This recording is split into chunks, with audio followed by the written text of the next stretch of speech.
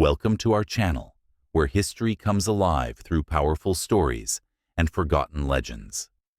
Get ready to explore a world of ancient journeys, fierce battles, and epic discoveries.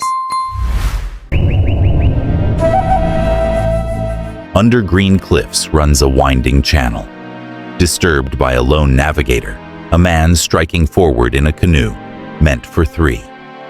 The 8 companions with whom he set out have been abducted by pale and bearded men, armed with radiant weapons and shields. The man reaches his village, tells them of the ambush, and then rallies a war party for the counterattack. His people are native to the land. Long ago, their ancestors abandoned the Eurasian landscape, braved prehistoric seas in the tundra of mammoths, and settled deep into a world hitherto untouched by humans. As one age passed into the next, the bridge between the 2 hemispheres was broken, and each half of the planet diverged in mutual ignorance of the other.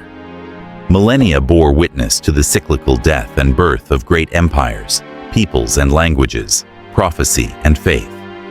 The Vikings of Scandinavia, having ravaged Europe and established outposts on Iceland and Greenland, have just interrupted tens of thousands of years of hemispheric estrangement. They promptly kill their 8 Native American captives. This small band of Norse men are led by Thorvald Eriksson. His brother Leif earlier made landfall on the American coast, but failed to encounter any native inhabitants. Now, the swarm of indigenous canoes comes into view. The Vikings gather to their ship for cover. A staccato rain of stonehead arrows beats against their raised shields. After some time, the siege ends, and the indigenous people paddle away. But a fateful arrow protrudes from the trembling side of Thorvald Eriksson. He asks his men to lay him to rest in this foreign soil, with a pair of crosses at his head and feet. After the captain's final orders are carried out, his men returned to the American settlement, founded by Leif Erikson, and returned to Greenland in the spring. But soon, there is another stir. A distant toll of iron and plumes of listless smoke. Dragon boats cruise along the water's edge.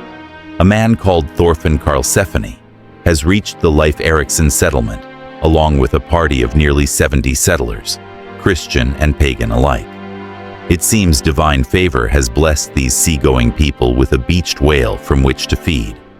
They settle warmly in their sod houses for the long winter. One day, out of the spring woods, people appear. Although frightened at first by the Norse bull, they soon open their packs to present warm pelts from the local fauna and gesture toward the Norse weapons. Through guarded and fumbling attempts to communicate, Karlsefni makes clear that he will not trade his iron weapons. Instead, he offers the milk of their livestock. The Native Americans take delight in the strange beverage, trading all of their pelts for it. Then, they disappear again. Karlsefni orders his men to build the palisade around the settlement. The people return in the fall in greater numbers with more pelts. In the tense reunion, one Native American attempts to take an iron weapon, and a Viking strikes him dead. The other Native Americans flee, but Karlsefni anticipates retaliation. He sends out his Norse warriors to lure them into the forest, and then they ambush them. Tomahawk and arrow meet axe and shield. The Vikings scatter the Native Americans and leave a number of them dead in the woods. Karlsefni's expedition remains at the settlement for the winter. Then they load their ships with American grapes and pelts and depart.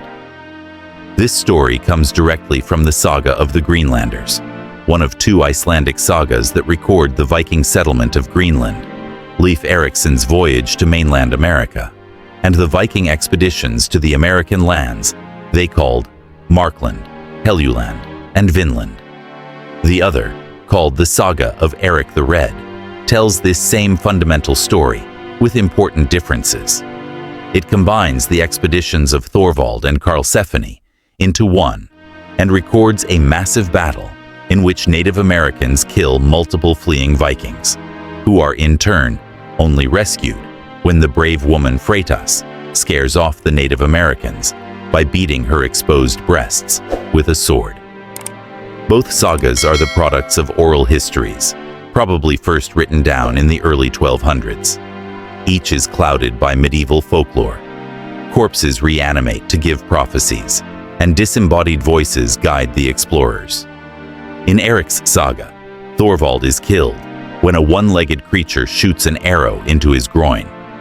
These stories are the relics of the closing of an age, as Viking clans coalesce into kingdoms and the Scandinavian settlements on Greenland are abandoned. The old tales of a short-lived quest to a western land are resigned to a compendium of rumor and fable, to be told around the hearth or carried far by the traveling merchant. It's in Italy around 1340 that a monk relays what he's heard of Markland.